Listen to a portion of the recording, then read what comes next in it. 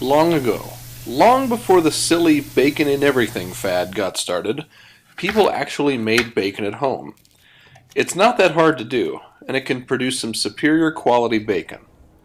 Making bacon at home isn't going to save you a lot of money, and it's probably not going to make anything any more healthy than what you get in the store, but it will be delicious. This video is going to show you how to cure a pork belly and then how to smoke it so that you have slab bacon. You're not going to learn how to use a smoker, and I'm not going to show how to make uncured or naturally cured bacon. There are two special ingredients that you'll need. The first is pork belly. I'm using a 3-pound slab that still has the skin attached. If you have trouble finding this, try asking a butcher, maybe a pork producer at a farmer's market, or go to an Asian grocery store that has a good meat department. As with anything, the better the quality, the better your bacon will be. The second special ingredient is curing salt, which is often referred to as pink salt.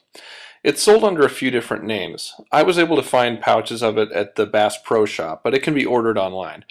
Check the links in the notes. No matter which brand you have, it's going to be the same makeup. 93.75% salt and 6.25% sodium nitrite. I could make an entire video discussing the pros and cons of sodium nitrite, but the reason why it's put in this is because it kills the bacteria that can cause botulism, and then it also preserves that nice pink color, and it gives it a flavor and texture that you just can't get without using some sort of curing agent.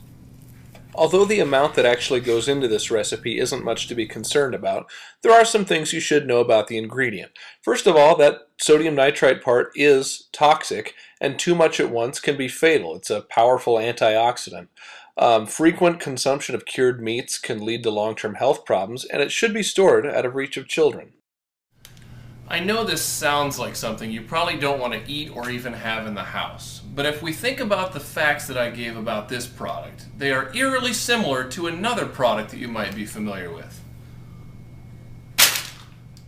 Beer!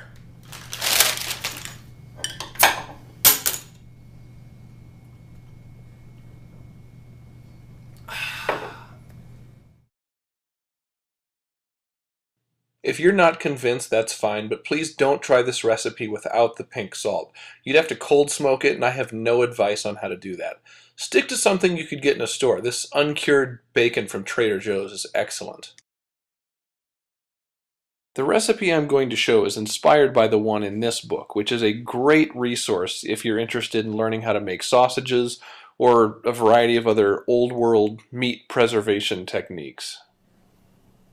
To cure this 3-pound slab of pork belly, I'm using 40 grams of kosher salt. I use Diamond Crystal kosher salt, so 40 grams is about 5 tablespoons. If you use Morton's kosher salt, you'll want to make it 3 tablespoons. Next is 1.5 teaspoons of pink salt, and then 40 grams of maple sugar. If you can't find maple sugar, brown sugar is fine. 40 grams would be about 3 tablespoons. Beyond the salts and the sugar are where you add some extra flavor to the bacon. For this recipe I'm using 5 cloves of garlic and 4 whole jalapenos. It takes quite a bit to give any extra flavor to the bacon. The recipe in the book calls for, I think, a 1/4 cup of maple syrup, which is pretty good for breakfast bacon. You could also use black pepper, any herbs that you like. Basically, it's up to you. The pork belly goes in a gallon-sized zipper bag, then the cure mixture will be added to that, and it's good to really rub the mixture into both sides of the pork belly. Then the air needs to be squeezed out of the bag, and this will go into the refrigerator skin side down. The bag will need to get flipped every other day, and I'm starting on a Saturday, so it'll need to be flipped on...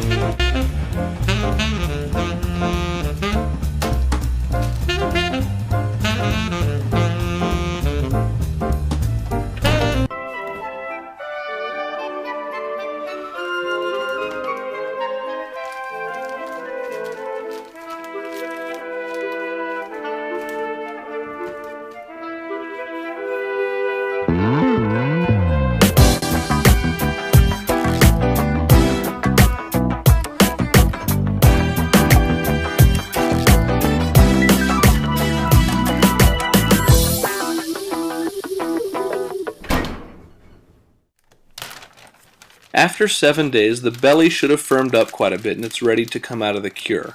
The seasoning should be rinsed off the surface, and this also takes care of a lot of the saltiness. It needs to be patted dry and then put on a rack above a pan. That's going to go into the refrigerator for 12 to 24 hours. This gives the meat enough time to develop a pellicle, which is when the surface gets a little dried out and kind of tacky. That helps the smoke flavor to stick to the meat.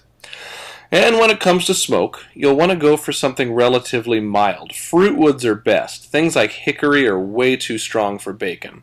The reason why you see so many applewood smoked bacons is because applewood is perfect for smoking bacon. I like to use the chips. Like I said before, I'm not going to teach you how to use a smoker, but it needs to be at 200 degrees Fahrenheit. The pork belly will go in there, skin side down, until it reaches an internal temperature of 150 degrees. Should take about 2.5 hours. This is my homemade smoker. It's a little goofy, but it gets the job done. If you don't have a smoker, but you do have a grill, I'd encourage you to look up ways to use it as a smoker.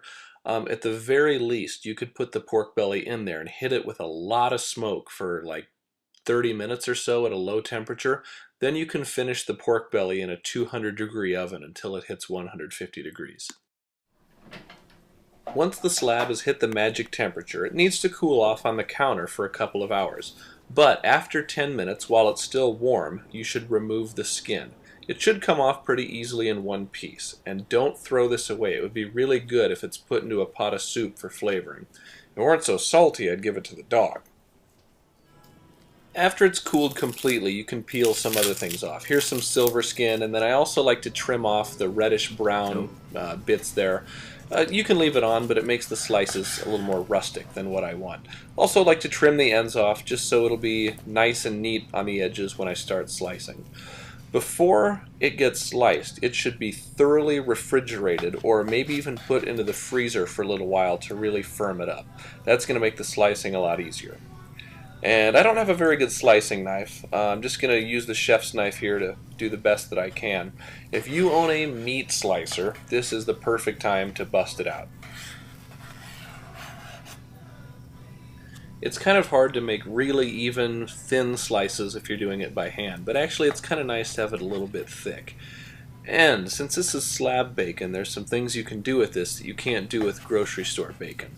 If you cut a nice thick piece like this, about 1/4 of an inch thick, then you can cut it into what's called lardons, which are perfect to use on salad.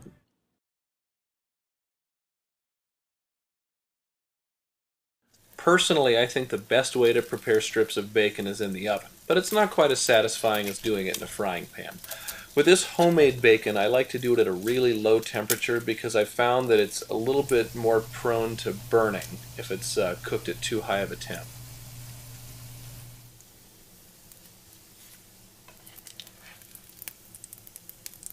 So yeah, there's some bacon.